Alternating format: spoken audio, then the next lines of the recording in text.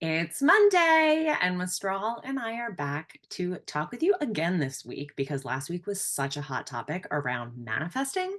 So, we wanted to chat more today about manifesting by using your cycles. Our different cycles are so helpful when it comes to creating what we want in our current reality. So, we are going to chat and share with you some of the tools that we use, how you can get access to these tools, how you can get support, and of course, answering your questions when it comes to manifesting with your cycles. Like it's just a whole nother level. And we were talking with all of our people last week after starting our first group call with Planning by Design. So, hey, Mr. Oh, Paul. hi. Yes. Oh my gosh. Manifesting is such a hot topic right now. And it's not just manifesting, but when we can do it, like what you were saying, in sync with our cycles is just huge. And so I'm stoked to be back here talking with you about that today. Yeah, it really makes me think too, because we're going to talk about each human design type and how honoring that energy cycle can also help you kind of up level your manifesting. But it makes me think of when Karen Curry Parker talks about quantum human design, and especially with the manifesting generators, that you really become a time bender. So I don't know, Mr. All, if you've experienced that with manifesting, that when you really like hone in and focus and honor your energy cycles, that you really kind of have this ability to bend time. I mean, I feel like I probably do, and I'm trying to recall like a moment, but I know when I was in my college years, when you're kind of living that life where like nothing matters, right? You're in college, everything's amazing, it's like totally energy's flowing. I feel like I could call things in the same day. Like if I needed something, I would find it, or a friend would give it to me, or a dress that I wanted would go on sale, things like that. So as a time bender, ooh, I'm gonna tap into that a little bit because I do feel like we kind of do break the rules around that with our manifesting generator energy. We kind of bring it. Yeah. Yeah, and while you think on that, I love the question that Matthew just dropped in here, that when you get anxious and Mhm. overthink when you're getting out of your comfort zone, like what a great question, because oftentimes I feel like we kind of overlook this, but it's so normal to get anxious, right? When you're pushing against your comfort zone, when you're on the edge of your growth, which is absolutely part of manifesting, right? Those fears can come up and you can get really anxious. And I think in my definition, that's kind of I mean, it's a fear, again, totally normal, but you're kind of lowering your vibration. So Mhm. anything that helps you raise your vibration, right? With manifesting, it's kind of the law of attraction. You really want to honor your cycle, kind of up level as much as you can. So whatever you can do, coping skills to like remind yourself, affirmations, mantras, that you are safe. The universe is always working in your favor so that you can really, right, hone in on the energy that you want in the future, because my guess is in the future you don't want to feel anxious, you don't want to feel fearful. So how can you honor those feelings and really let yourself know it's okay to feel them, but that is something that we don't want to continue to manifest, that we don't want to bring into our reality. Do you Yeah. have any good affirmations that you use? I can never come up with them. Maybe it's my undefined throat, so I always look elsewhere for those kind of affirmations that really do help me manifest. I think when it comes to anything like this, because like you said, when we are manifesting, oftentimes our ego comes in, right? Our mind comes in and says, well, actually, you're not worth that, or you're not this, or you're not good enough to receive that, or why would you want that?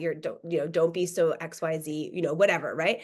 So we get caught up in being told by our ego that we shouldn't have what we want. And so a lot of what I say is, I say like, for example, as a coach, I say, women love to pay me for their transformations. I say things like, what's another one that comes up every day? My work is of high service and worthy of massive compensation.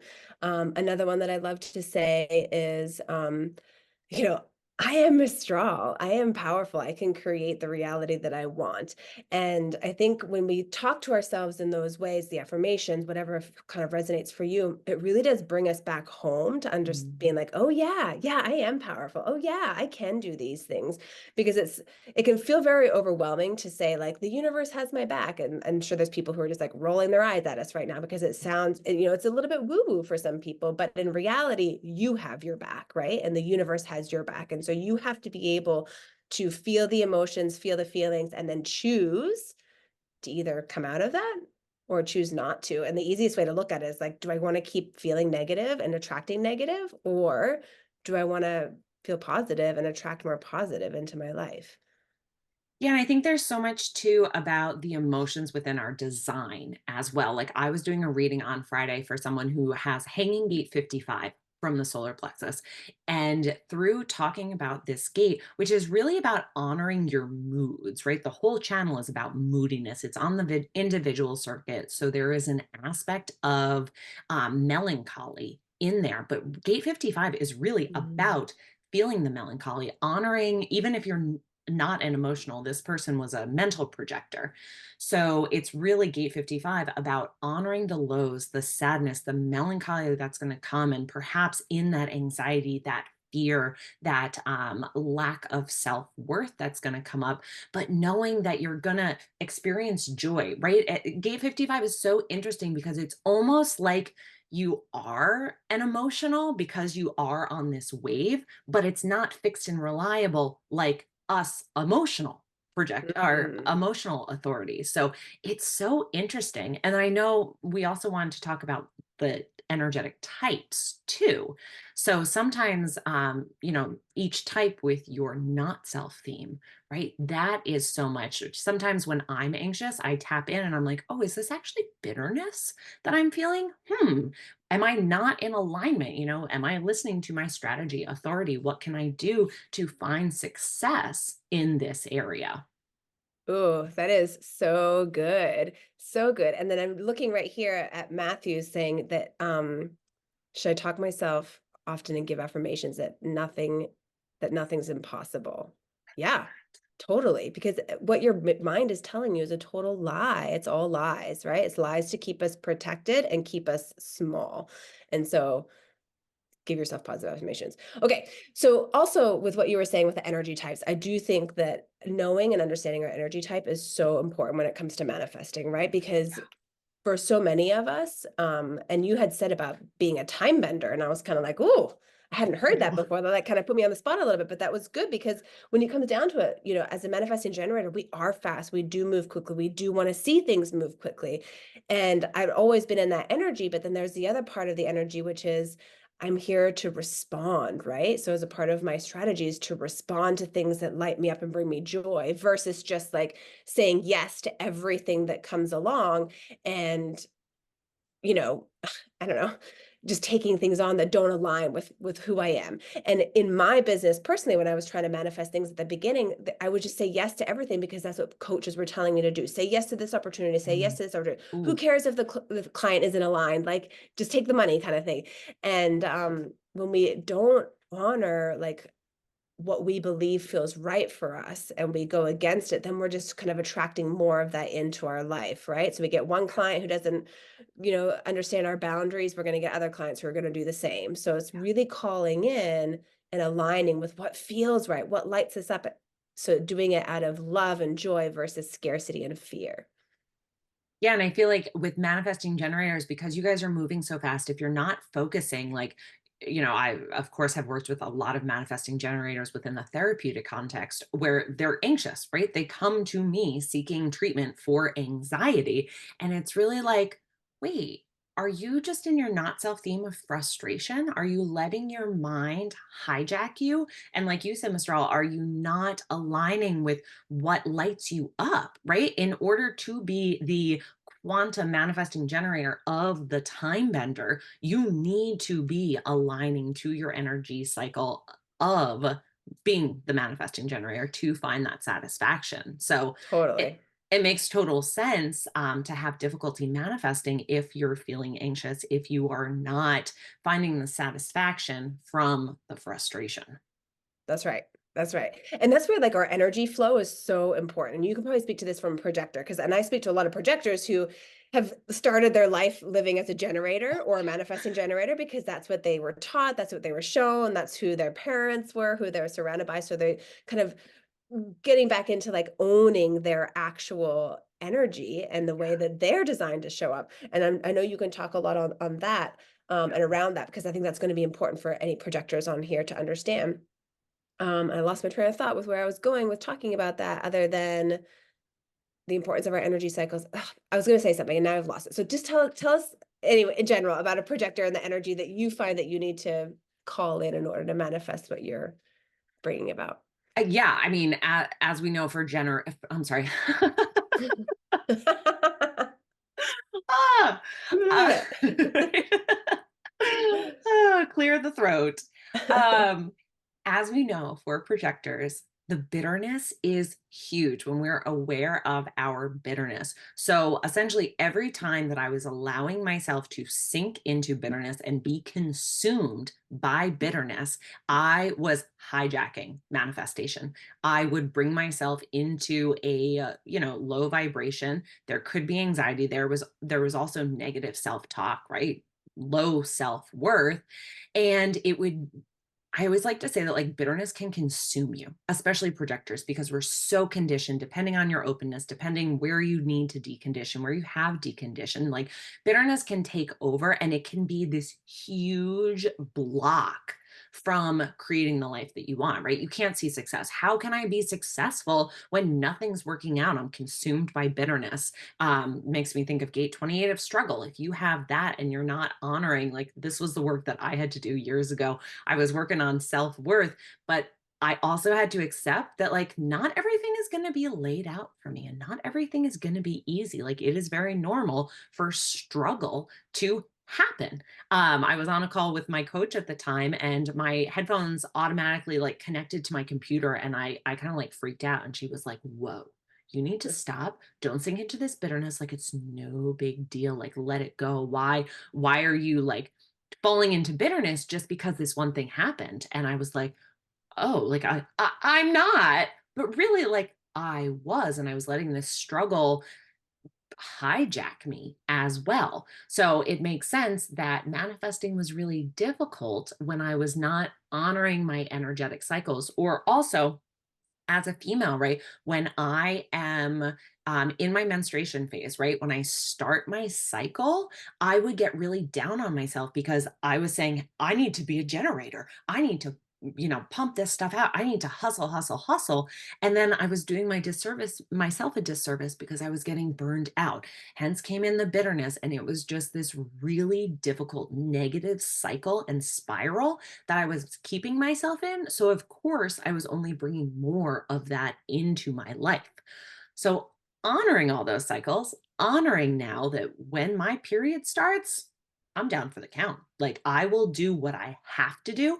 And honestly, that's probably like 4 to 6 hours that week. Like, that's the max that I am able to show up for because I need to be relaxing. I need to be resting. I need to make sure that I have food prepped so that I can just honor my cycle of not doing anything. And isn't it beautiful that like you've created a business that you can do that and you can honor your rest cycles and totally like be on the highs when you're on the highs and be down in the lows when you're in the lows. And it's not even really looking at it as highs and lows, but more just like where are we on this wave and how can we best utilize our energy when we're feeling the energy, right? And knowing like what should I be working on right now when I'm in this energetic state versus what should I be focusing on when I'm in this sort of lower state where I just need to rest, retreat, and honor that piece of myself. And if you need that information, ladies, we have it for you in our Yes. planning by design. So you can just drop planning by design and we will get it to you. But these flow cycles essentially allow us to stay congruent with that energy to continue to manifest. And it comes back to what you were saying before, Jen, about like trusting the universe, just knowing that when you follow these cycles and when you follow how you're meant to show up, it will work out exactly how it's meant to and exactly how you desire it to if you're putting the right energy out into the universe. Yeah, so I think it's really important to outline the different energy cycles, right? And I feel Yes. like in a way I'm kind of a good case study here because I think I have all of them as we go through. We'll see if I do have all of them. Um, but I was talking with someone on Friday and I was just kind of explaining to her an energy cycle and she was like, "Whoa, you have so much self-awareness." And I was like, "Oh, wow, like thank you for recognizing me." First of all, my projector self was really lit up, but it made me realize how much awareness we do have to have in order to honor these energy cycles and align with them. So I want to say that because like this is not easy work. Like, if this feels overwhelming, if it sounds like a lot in a way, yes, it is. And this is why we created Planning by Design to hold women, give you support, and help you be aware of these cycles. So, we talked about the energetic type cycle, right? Depending on your human design energetic type, one of five, you can align with that, like we've talked about. Then, if you're a woman, right? Or I guess that's not correct. If you are menstruating, right? If you have a menstruation cycle, you have that cycle to ride. And we have a phenomenal, like, this blows my mind resource in Planning by Design. Like, this has become my favorite thing, and it has been a game changer. Then we have the transit cycles, right? Just the energy of everything in the universe kind of like coming in, right? When we had those crazy solar flares, like that was something. So, all this like external energy that going through the transits, human design and astrology can help you understand. And then we also have the moon cycle, which I think is huge, especially if you have a reflector quality. If you are the reflector type, but also if you're a conscious reflector like I am, I know so many unconscious reflectors. If you have any of that within your chart, you also really are influenced by the moon, especially emotions. And then there are the emotional authorities. Half of the world also has this energetic cycle, depending which wave you ride, or waves plural, that you also have to honor where your emotions are at. So that's five different energy cycles. And yeah, I have them all. So it's kind of like crazy on where are they and what do we pay attention to and what if they don't line up perfectly because the world doesn't work in that way. So again, this is what we help everyone with inside of Planning by Design, and it's so cool. It is so cool. And I think one thing to note too is you were just talking the other day, like I was in my rest cycle, right? My menstruation cycle. And I really had to rest. And as I was kind of as my energy started to build and my follicular, I was like, oh, but now I'm sick. And so I have to honor being sick as well, right? And so now as I'm coming off of that and into my next cycle, I'm really excited because I know the energy is going to be lifting. I know exactly what I want to put in place. I already have my calendar planned out around the fact that this is going to be my most creative. So these are the five things I'm going to be doing in my business these next 2 weeks in order to honor that energy cycle.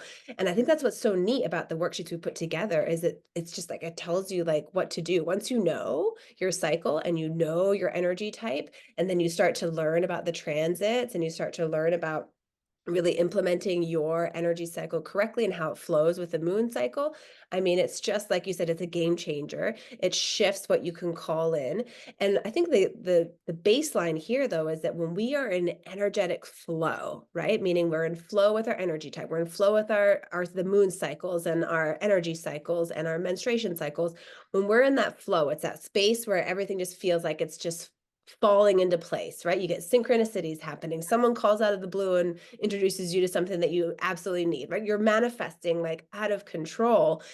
And that is, I think, really where the time bending happens, and not just for manifesting generators, but for everybody, because it's this we're in the flow, right? We're in the flow. And we can't always be in the flow because we're just not designed to always live in the flow, right? But when we are in the flow, that's when the manifestations, the miracles, the things that you're like, I didn't even know that that was going to happen basically comes into fruition, which is such a beautiful piece.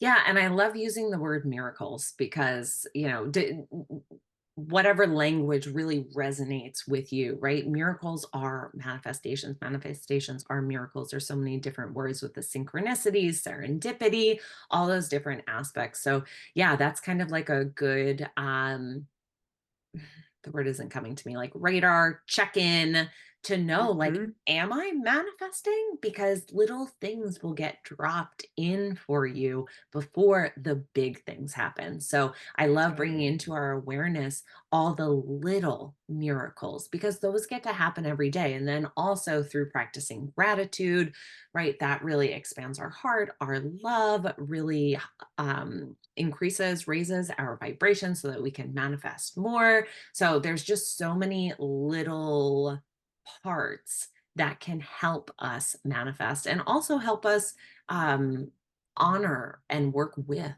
our cycles too. Yeah. And we can't forget we have to celebrate our manifestations. How many times has something happened where you get like that free coffee and you're like thankful and grateful for it, but like let's celebrate that because that's a free coffee and that's a manifestation. So I have a beautiful story. So on Friday, right, I had planned it out. I got my nose pierced. I was so excited, like all these things finally coming into place. Like things were aligning. I was manifesting. This is something that has taken a long time to manifest. It was also National Donut Day. So of course I went to Dunkin' Donuts and I was like, all right, I'm going to get an iced tea. I was so excited to get a free strawberry frosted donut. Like they are my favorite.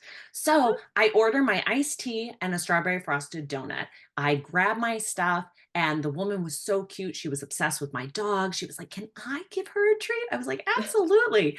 Then I pull away and I look in the bag and I go, there are two donuts in here.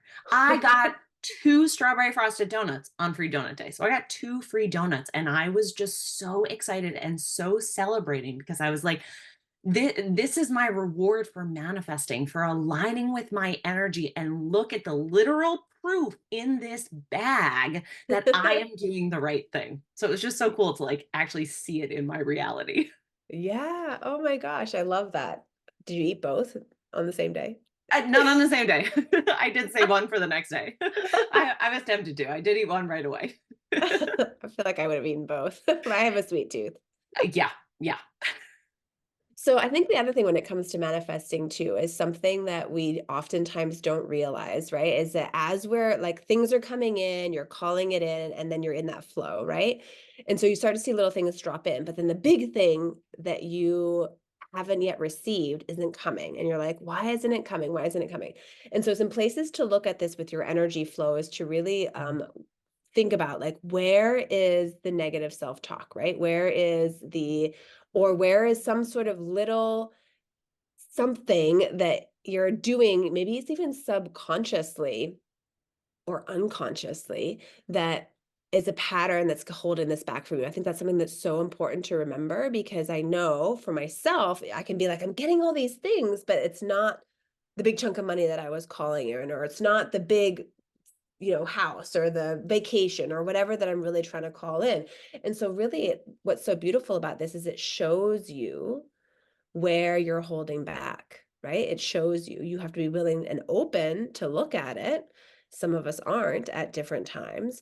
But whenever someone says to me, my manifestations aren't working, I know that there's an energy leak somewhere within that system, within their system, that's causing that to happen. So the energy leak could be negative self talk. It could be not believing that this will actually come true. It's not trusting in yourself, right? Because, like I said before, yes, we can trust the universe and the universe has our back, but ultimately it's you making the decision to fully put that trust forward and look at areas where you're holding yourself back and recognizing patterns where you're holding yourself back. And I'm oftentimes shocked when I go for a walk. I've started going for a walk and leaving my phone at home so I can just be a clear channel for receiving. And sometimes I will ask a question about why is this not coming through to me right now? Is there something that's like in my way? And I will get an answer of where I'm blocking myself, like where I'm not making it easy for myself. Not all the time, but sometimes I do. And it's so great to then be able to be like, wow, okay, great. I see you. I see why you were there. I understand the purpose that you held. And now I would like to honor the fact that I don't need that anymore, or that I don't believe that anymore, or that now I'm moving forward, I have this new belief. And so always changing and looking at what we're saying to ourselves if that feels like that's not happening for you. Because yes, it is all about being in your energy and in your flow. And every time you negatively self-talk yourself takes you out of your energetic flow. Yeah, I love what you said with that about asking questions. It is totally okay and totally encouraged, right? Matthew kind of hinted at it before. Like, do I say these things to myself? Like, Mhm. yes, ask yourself these questions. Ask the universe questions, whoever you feel comfortable speaking to, if it is your higher power or if it is yourself, just being like, what can I do here? Because a lot of times, especially if you've strengthened your intuition or your higher self, those answers are going to come right to you. Maybe not in the moment, likely in the moment, they sure do for me a lot of times. But a lot of times when I like ask the universe, like they'll play out in the next couple of days. And I know Tam has always given an example, Tam from the Energy Almanac.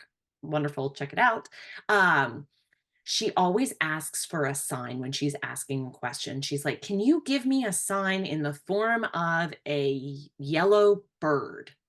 And then she'll see one. So it's totally okay to like, we're co-creating with the universe. So if you want to ask questions, if you want to ask yourself, if you need clarity, if you need guidance, like it is there for you. And especially when you are connected with these different cycles, it tends to easily come.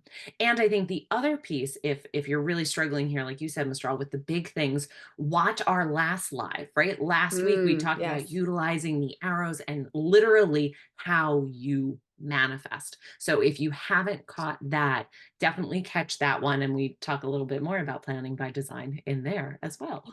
we do, we do.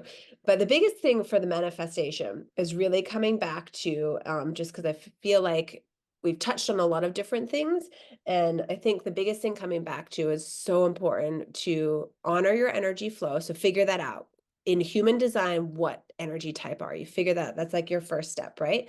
Your second step is noticing when you have emotional highs and when you have emotional lows. I have an emotional authority, so does Jen. We have emotional highs and lows that we have to follow and honor in addition to just our energy type. And of course, number three, if you menstruate, that's going to be really important too. Honoring when you're in your low and not wanting to show up in certain things doesn't mean you can't lay in bed and do a manifestation meditation. Mhm. Don't say that 5 times fast.